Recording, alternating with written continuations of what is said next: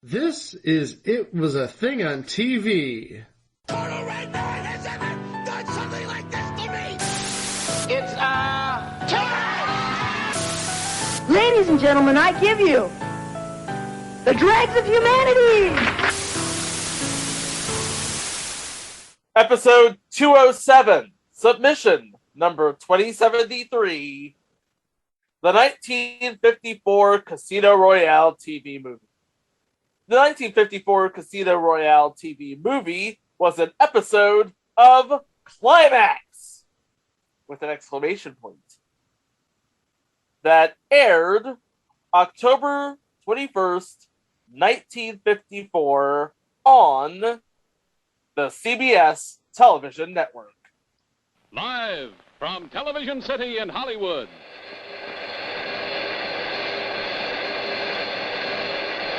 Barry Nelson.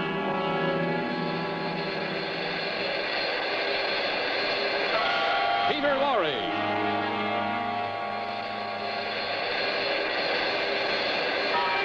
Linda Christian. Starring in tonight's production of Climax, a great new hour-long dramatic series from Hollywood. Ladies and gentlemen, your host, William Lundigan. Good evening. This doesn't look dangerous, does it? But it's killed plenty of men and women. It's made beggars of many and millionaires of a few. Mighty few. In French gambling casinos, this is called a shoe. It holds the cards for baccarat, king of gambling games, and its purpose is to make sure that no one can pull any funny business like dealing from the bottom. The game to be played tonight is for the highest stakes of all. A man is going to wager his life. Climax presents Casino Royale from the bestseller by Ian Fleming. Stars Barry Nelson, Peter Lorre, and Linda Christian. And now, Casino Royale. Well, everybody, the 25th James Bond movie, No Time to Die, is finally in theaters after what seemed like years and years. Yep, the grand and glorious finale of the Daniel Craig run as the title character. Of course, he of the shirtless musculature and the Heineken beer in his right hand. Woo-woo! Look it up. But he wasn't the first person to play Bond. Well, actually, this is a known fact. I mean, we've had, 5 Bonds before him. We started out with Sean Connery, followed by George Lazenby, who wasn't even British, by the way. He was Australian. He He only did one movie, but it's the best Bond movie, so... No, he did another movie. He was in the Kentucky Fried movie. Oh, that's right, he was in the Kentucky Fried movie. I know this because I have a copy of the Kentucky Fried movie. I just mean one Bond movie. Okay. And then there was Roger Moore, followed by Timothy Dalton, the ugliest Bond ever. But, let's be honest, Chico, he is Mr. Pricklepants. Yes. We all love Mr. Pricklepants. Right. Followed by Pierce, I was born to play Bond, baby. Brosnan. Should we play the clip from Mrs. Doubtfire where Robin Williams throws, the thing at Pierce Brosnan's head? Why, yes. Yes, we should. Who's Rugrats? Miranda Hillard's. Miranda Hillard? Mm-hmm. The woman I'm seeing. No kidding. You? A guy who's never having kids? Won't have anything to do with kids? You won't even date a woman who's got kids. People change, Ron. I'm pushing 40. I don't want to spend the rest of my life by myself. She's got an awful lot of baggage, though. 3 kids. 3 terrific kids, and I'm crazy about them. Especially that little Natalie. Look at her. She's a sweetie pie. God knows. They need some kind of stable father figure in their life right now. Thanks, Todd. Oh, what about their real father? What can I say, Ron? The guy's a loser. I'll see you. Loser. Yeah.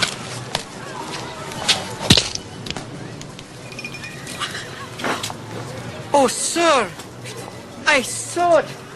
Some angry member of the kitchen staff. Did you not tip them? Oh, the terrorists, they ran that way. It was a run by fruiting. I'll get them, sir. Don't worry.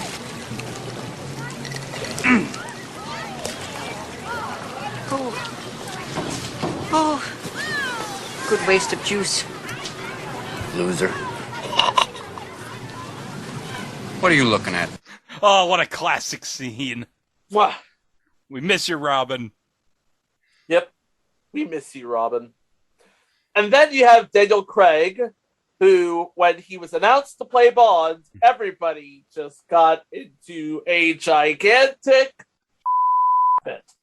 Because they were calling him Blonde Bond, and this guy doesn't look the part. This was way before mean tweets became a big selling point. Yeah, back then it was just Ain't It Cool News message boards. Yeah, something awful message boards. Nobody thought that Daniel Craig would do a good job. There's Keith's Chico's sister with the comment that no one thought he would do a good job. Well, as it turned out, when Casino Royale came out in 2006, everyone was wrong. Oh yeah, when Casino Royale hit, that's when things went crazy. And it just so happens that Daniel Craig followed it up with a whole lot more star turns. You're talking Quantum of Solace, Skyfall, Spectre, and now you have No Time to Die, which the People's Movie Critic at the Bob and Sherry show gave a 6-pack of Budweiser, so you know it's going to be good. Okay. And everyone needs to see this movie. I gotta tell you that this movie's gonna have you crying at the end. I'm not gonna say anything more, but the movie's gonna have you crying at the end. Indeed. But we're not here to talk about the movie Bond. We're here to talk about the TV Bond. And would you believe that the TV Bond was a strapping hunk of U.S. of American? What? Oh, yeah! But Chico... This was 1954, and 007 was an American. Was an American, baby. From the United States of Guns. No. United States of the Gun Show, am I right?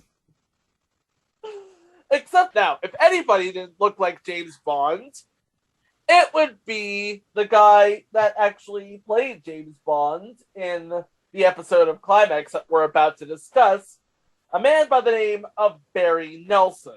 Yeah, because we already talked about Barry Nelson. I think we talked about him in The Ropers, didn't we? I believe we did. He was a guest star on an episode of The Ropers, yes. Well, we also did talk about him on To Tell the Truth in 1980. He was on at least 1 week of that. Oh, okay. So This is the third time we brought up Barry Nelson. At least the second, but yeah, we'll say third for now. Yeah, sadly, no longer with us. Yeah, unfortunately. But hey, quite a career Barry Nelson had. But he probably would have liked very much to forget this one. Oh, everyone would like to forget this. This was long before the James Bond film franchise, because this was a good 8 years before Dr. No. Uh-huh. And remember, Cubby Broccoli and Harry Saltzman didn't get the rights to Casino Royale. That was the only book of the Ian Fleming books that they did not have the rights to. Because remember, they made Casino Royale into that weird parody movie in 1967. Yeah, with Woody Allen in it. Woody Allen, Peter Sellers, and everybody. I actually got the DVD at like a thrift store like 2 or 3 years ago for like $1.99. It's new old stock. It's brand new. It's not open. I haven't even opened it to watch it yet, but I'm quite sure it's going to be terrible whenever I watch it. Oh, yeah. Much like this. Yeah. Let's talk about, real quick, what Climax is. Climax is one of the old-time, old-fashioned anthology series, not unlike the podcasts of today, particularly this one, where they would sort of air out a live... Was it a live story? Yeah, live story. It was a live setting. It was kind of like a play the way it was set up. It was 3 acts. It was a play in 3 acts every week. It aired from 1954 to 1958. It was hosted by a man by the name of William Lundigan and later co-hosted by Mary Costa. And it was actually one of the few CBS programs, according to Truth by Consensus Wikipedia, to be broadcast in color. But only black and white kinescopes exist of the shows as we know it. And one of the black and white kinescopes was discovered in 1981 by film historian Jim Schonberger, and it happens to be the 3rd episode of the 1st season, which we're talking about now, Casino Royale, based on the Ian Fleming novel of the same name. So, how did Climax do, Bond? James Bond. Well, as you would understand, it is based on the novel by Ian Fleming, and it stars Barry Nelson as James Bond. Playing Le Sheep, who is the big bad of the film, I use the word film laughingly, is Peter Lorre. Is he related to Chuck Lorre?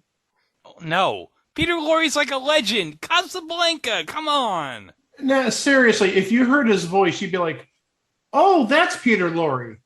He sort of talks like this, Peter Lorre. Oh, that guy!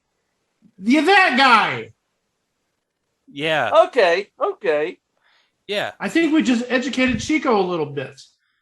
Yeah. He's also in the Maltese Falcon. Oh, I love them. You know how much I love the Maltese Falcon. And I don't know who Peter Lorre is, but I know the voice, so. Yay? Yay, education. Anyway. And then we have Linda Christian playing the character of Valerie Mathis, who is a composite character of Vespa Lind and Renee Mathis from the book. And you pretty much best know Vespa Lind as being played in the 2006 Casino Royale by Ava Green. Okay, let's just play the clip here. I'm the money. Every penny of it. Get it? You get it? I don't think I want to get it. It's making a joke because of Moneypenny. See, I get that. Yeah, okay. We have the mission, we have the cast, and then we also have sort of a deuteragonist in Clarence Leiter. Yeah, because Clarence Leiter is actually supposed to be Felix Leiter, but Felix Leiter in the James Bond books is American, but they can't make him American because James Bond in this version is an American. So they make him, I think, French for some reason. So be Clarence Leiter or something. And he's sort of... No, Clarence Leiter is British. Oh, he's British. Oh, so they reversed it. Yeah, they sort of like nationality flipped James Bond and Felix Leiter. Because you remember Felix Leiter in Dr. No was played by Jack Lord. Yes, he was. And the great Jack Lord. Jack Lord, and he's been played by many actors throughout the franchise, including most recently Jeffrey Wright in the Daniel Craig movies. Oh, God. By the way, Jeffrey Wright is a frickin' genius. Oh, by the way, Thor Odinson, you have been chosen. He just grabbed Thor like he was a toy on the What If finale. Oh, God. If you haven't seen the What If finale, go watch it right now. Well, actually, finish listening to this podcast. Then go Then you can watch. If not, it's like, you had 2 weeks to watch it. Seriously, why are you listening to this before you watch What If finale? Anyway, so they nationality flipped James Bond and Felix Leiter. They renamed him Clarence, and they renamed James Bond Jimmy for some reason. Jimmy.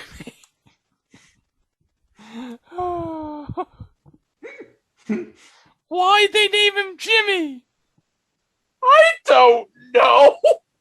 I guess it rolls off the tongue better on live television. I guess the guys who were playing them got really, really drunk beforehand just to relax. I don't know. This is 1954. Yeah. So the basic gist is straight out of the novel, more or less, where James Bond meets up with Clarence Leiter, his liaison, I guess, and they're playing the Maharaja Deauville, and they're using the game of Baccarat to put Le Chiffre into a trap, force his Soviet spy masters to retire him. They want to kill him. You ever see Burn Notice? That's what they want to do to him. Wait, does Peter Lorre have a contact with Buddy Hackett and Soupy Sales? I figure you do a good takeout business. Good takeout business. Yeah, we do a good takeout business. Takeout business. Takeout business. If they were ever in a Bond movie, it would be the funniest Bond movie ever. Even funnier than... Anyway.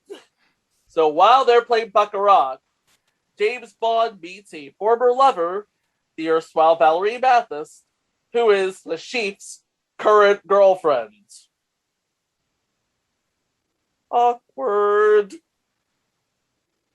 I'm amazed Peter Lorre can get someone as attractive as that. Man, he does not deserve her. No! So, of course, Bond beats Le Chiffre at Baccarat. I'm not saying he wasn't deserving of it. All I'm saying is that fueled the fire in me and say, okay, you think he's the MVP? Okay, fine, no problem. Le Chiffre returns to Bond's hotel room and basically roughs him up. Because it's like, does he want to kill him or does he want the check? Because that's basically what he's asking for is, where is the money? Where's the check? Is he like Carl Lewis in that video saying he wants his effing money? So a fight ensues. Le Chiffre's shot. Bond is tired. Le Chiffre grabs Valerie, holding her hostage, and Bond rescues Valerie and shoots Le Chiffre dead. Well, as dead as you can be on live television. That's basically the gist of the episode and the novel. Yeah, pretty much. There's really not much to say about this. Oh yeah, another interesting thing. Okay, CBS paid Ian Fleming $1,000 for the rights to adapt the novel into the episode, which would be about $10,000 in 2021. Somewhere close to that. It was written by Anthony Ellis and Charles Bennett. Bennett's known for working on the 39 Steps and Sabotage with the great Alfred Hitchcock. And, of course, many of the details found in the book are not in the episode because you're condensing all of the big events into the single hour. And, of course, we had to do a little bit of creative rewrites to account for the fact that our James Bond doesn't work for MI6 on His Majesty's Secret Service. He works for something called Combined Intelligence. What in the world is combined intelligence? I guess it's one of those things where you have to say you're working for the CIA without saying you're working for the CIA. So that is basically the story of Casino Royale in a nutshell, but oh gosh. We all know it got readapted 13 years later into whatever the hell that movie was. Uh-huh. And by the way, the 1954 version of Casino Royale is actually a DVD extra in the DVD for the 1967 Casino Royale. Yep. That happened. It did. It did. And then, of course, we all know what happened in 2006. Yep. We sure did.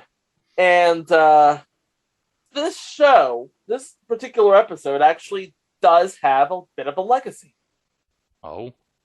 Aside from the comical rewrite and the Daniel Craig I Want to Kill You rewrite. Now, CBS invited, in 1958, they invited Ian Fleming to write 32 episodes for a TV show based on James Bond. He agreed to do so, but nothing ever came of it. 3 of those outlines, though, ended up as short stories in the 1960 anthology book For Your Eyes Only, along with 2 new stories.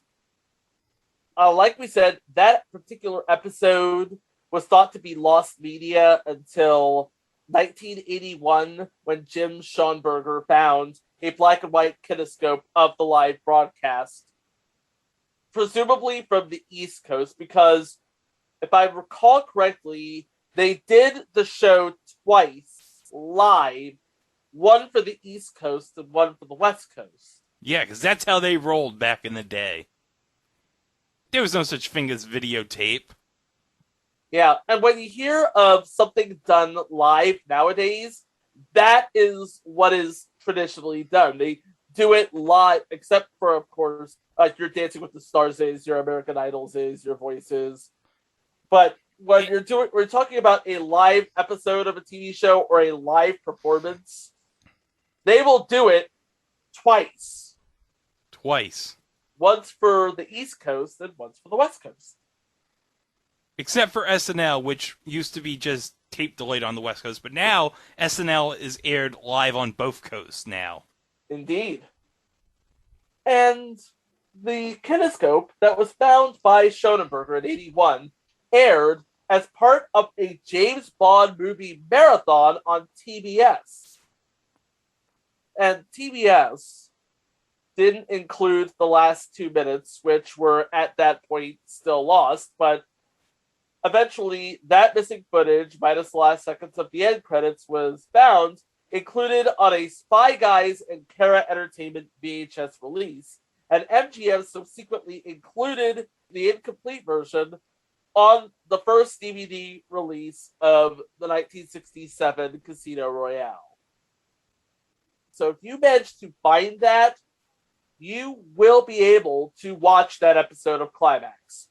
Or you can look on the YouTube. It is floating around there somewhere. By the way, did you know who did the featured music in this episode of Climax for Casino Royale? Who did the featured music? Oh, wait. I know one person. Was there more than one person? I know one. There was more than one person, but I mean, this is the one person I want to highlight specifically. Jerry Goldsmith? Yes. And if you don't know who Jerry Goldsmith is, what podcast are you even listening to? Well, do you even know what Star Trek is? Yeah, he recorded the main Star Trek theme. Well, not because Alexander Courage did the original theme. Not the original one. But I mean the one for the Next Generation. The one that was used in A, Star Trek the Motion Picture. Yes. B, Star Trek the Next Generation. Yeah. Or C, Time Capsule Showcases on The Price is Right. That is true. It's true! So we actually have a review of this. Oh. Okay, from eFilmCritic.com's David Cornelius. He says, the first act really gives into spy pulp cliche. He thinks that Barry Nelson was miscast, and he trips over his lines and lacks the elegance needed for the role. He described Peter Lorre as the real main attraction, the veteran villain working at full weasel mode, a grotesque weasel whose very presence makes you uncomfortable. He's not wrong. Peter Lorre is historically a heel, and a crazy one at that. So Peter Lorre was basically the price of admission. And if you were to get him as your villain, that would lend a whole lot of legitimacy to your production, I think. Yes. A couple more fun facts for this. We talked about... actually, Barry Nelson actually talked about his time in 1987, how he managed to sort of hop into the role as James Bond here. Okay. And this was in an interview with Entertainment Tonight, where he says that he'd been working on a CBS series called My Favorite Husband when he received a rush telephone call from CBS. They were in a bit of a trouble trying to cast the episode of Climax. He had not read Climax at the time, and sort of the phenomenon was kind of sort of lost on him. And back then, the phenomenon was simply the books. Yeah, it was just books. It was just the books. I mean, it wasn't that big of a thing. It was just, okay, there are books. They're really good books. But when people actually watch a TV version of said books, guess we'll find out.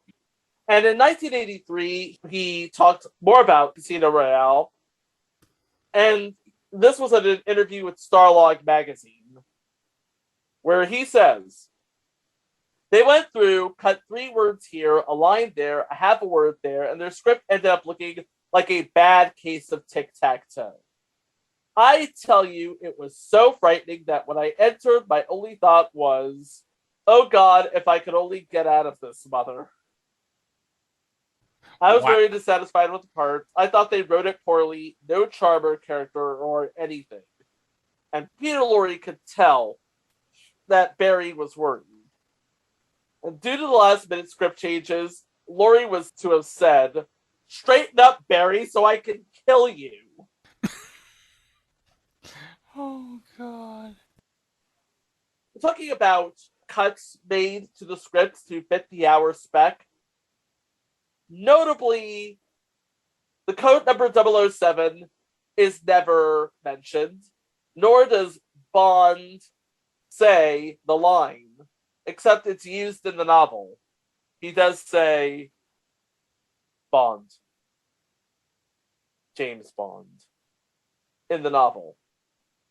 Barry Nelson said he was in Jamaica when he got the call to play James Bond, which is sort of fortuitous because Ian Fleming has an estate down in Jamaica, the GoldenEye estate. Yes.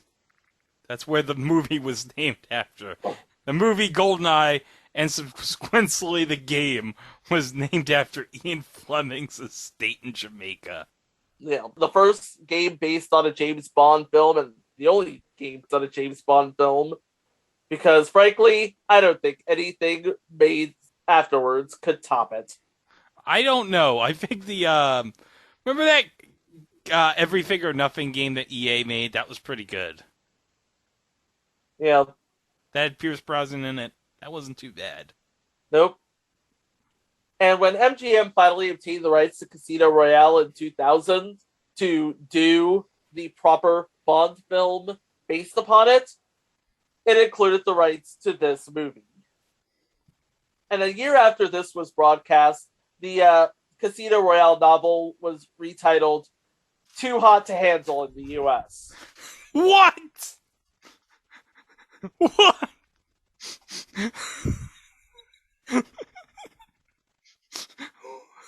Are you kidding me? Too hot? Now, Ian Fleming had suggested the 00 Agent and the Deadly Gamble, but no, they liked Too Hot to Handle. And another noticeable difference between this and other James Bond is that his drink of choice was not a martini, shaken, not stirred. It was a scotch and water. James Bond drinking water. Okay. That works, Yep. I guess. And of course, this being an episode of Climax, it was shot live. Where else, guys? Television City in Hollywood. Oh, wow. I can't believe, even in 1954, CBS Television City existed. Oh, yeah. I did not realize it went back all the way to 1954. That is incredible. Do we have anything more to say about Casino Royale? Not really. I mean, it was a forgettable episode of a forgettable TV show until it was unearthed, and then it became, once again, a thing on TV. Well, guys, I got something for you. Oh, boy. Guys, we're going to play Not eBay Price is Right! Oh, yeah! Time for the sexy music.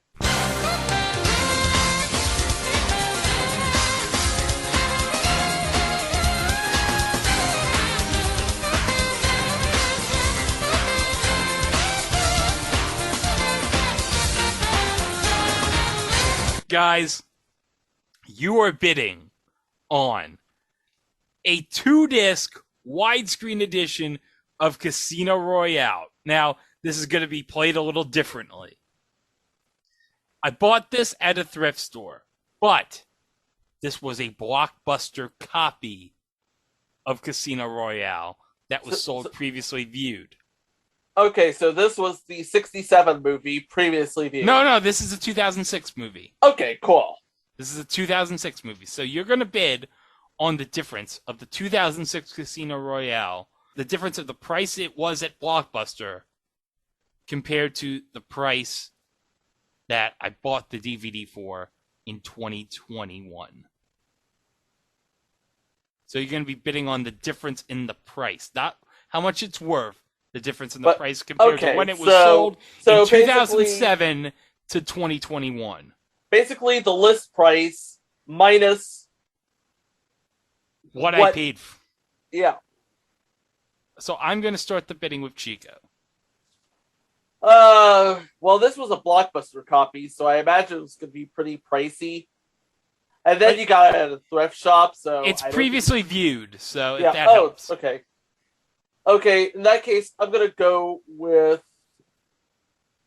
Let's make it an even $10. Mike. It was previously viewed as a Blockbuster. I'm going to go $7. Okay. The price it was at Blockbuster was $14.99. What I paid for it was $2.99 for a difference of $12. What? Chico wins. Okay, well, I figured you probably paid $2.99 at the thrift store, but I thought the Blockbuster price would have been $9.99, not $14.99. Well, that's the way it goes. Well, oops. Oops. But guys, guess what? What's that? Let's play eBay Prices Right for real. Oh, no.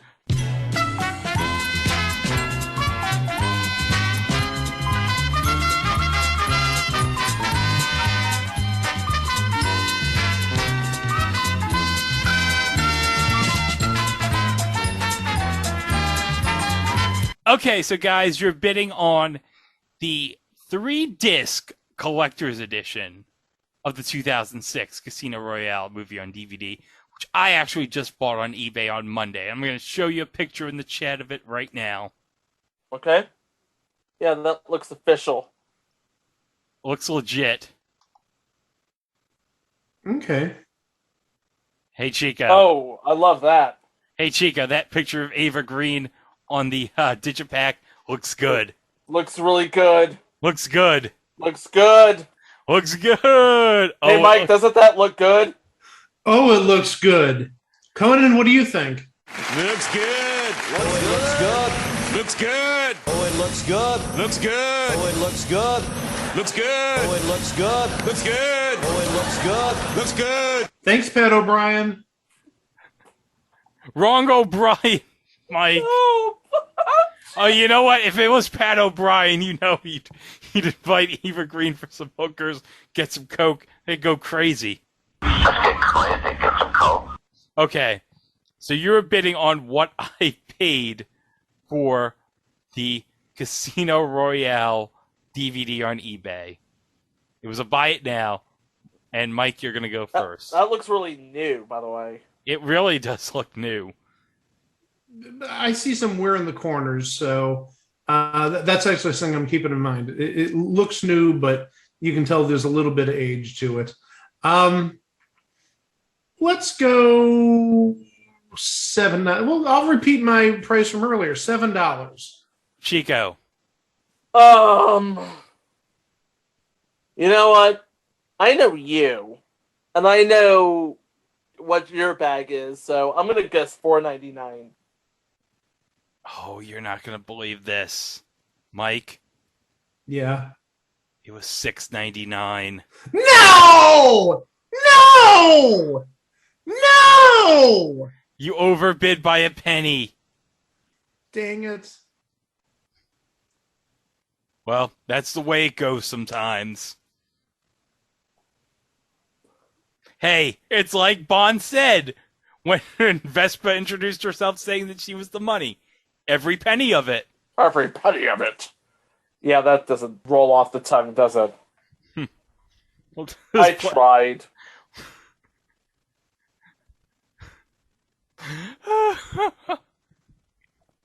I tried, y'all. I tried. You know what else you can try? Visiting itwasathingontv.com? Yes, all 206 episodes prior to this. You can listen to our past shows, all of the live shows, all of the director's cuts. And by the way, we finally released the final edition of the It Was a Thing on TV remastered series. Episode 20, Millionaire Wannabes from 2000. You can relive it all. The Wonder Wall, 21, It's Your Chance of a Lifetime, shredded credit card bills. You got it all in this episode. All of that. All of that. But you know what, guys? I got an important announcement to make regarding what else we're going to play in the Wednesday spot. What are we going to play in the Wednesday spot? Well, guys, I've decided, you know what? We're getting close, Chico. We're 2 months away from the big event. So finally, for the first time on the It Was a Thing on TV Podbean page, we're putting into the Spidey movieverse. We're going to start from the beginning of the series that we've done on Play Speed Nation Pop, Chico. We're going to have the pilot episode this coming Wednesday. And believe it or not, it does involve James Bond in a way. Yeah. True story, bro. But you're going to have to listen to that on Wednesday. But and that's on the Podbean feed. Podbean feed, but the next day on Thursday, which will be our next regular episode, guys, we're covering a cult classic as part of our Halloween 2021 trilogy. And guys, when I say cult classic, this is a cult classic. This puts the classic in cult classic. Literally. It really is, yeah. Yeah. But what are we talking about? You're just going to have to wait for the next episode of It Was a Thing on TV.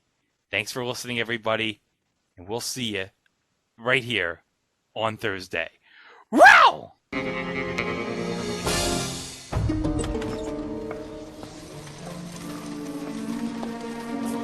Craps.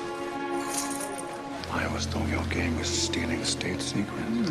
Whatever you want from me, James, the odds are not in your favor. Well, maybe I'll get lucky. Now, where's your boss? 7, winner! Really? I just rolled a 7. What makes you think you can stop him? Oh, well, that's simple, my darling. I'm 00. 7! I can't believe that just worked! Hot hand at the table, folks. Place your bets. Keep it up, Texas. My ass is in the hole, so you gotta dig me out. I put big money down, dude, all right? Don't lose or my wife's gonna kill me. Who cares, though, right? It's my money, right? What do I do now? What do I do now? Roll an 8 for this old beanbag, will you? Okay. I can't Oh, believe my heart damn. is beating so fast. This is just like, okay, give me an 8, give me an 8, give me an 8. 6-2, easy 8. The Slimey's rolling hot bones tonight. You, sir! You, sir! You! Sir, you! I don't know why I never play crap cops. It's so exciting. So, okay, what do I do now? That depends, Monsieur The name Bond. of the game now, right now, is don't roll a 7. Okay, got it. Waitress. Can I get a vodka martini shaken? Oh, you know what? No. Can I get a vodka and Red Bull pint glass, please? Thank you. No, 7. No. We got a 6.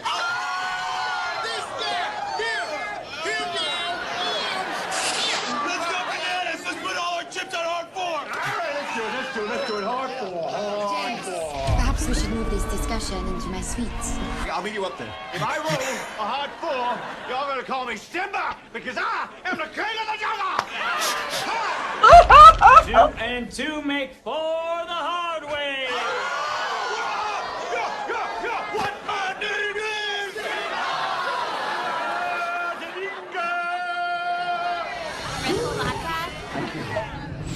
My boss is in Reykjavik, Iceland. That is where Spectre's located. Cool. Ladies and gentlemen, I have an announcement to make. I'm buzzed. Okay,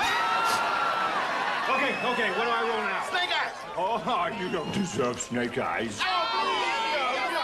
Then work for it, bitches! Hey, why don't you take a look at these old snake eyes? This flag has just got you snake eyes! It seems, Mr. Bond, your luck has run out. He's a Spectre agent. Well played, Bond. Everyone all right? Yeah. Especially since you just rolled Snake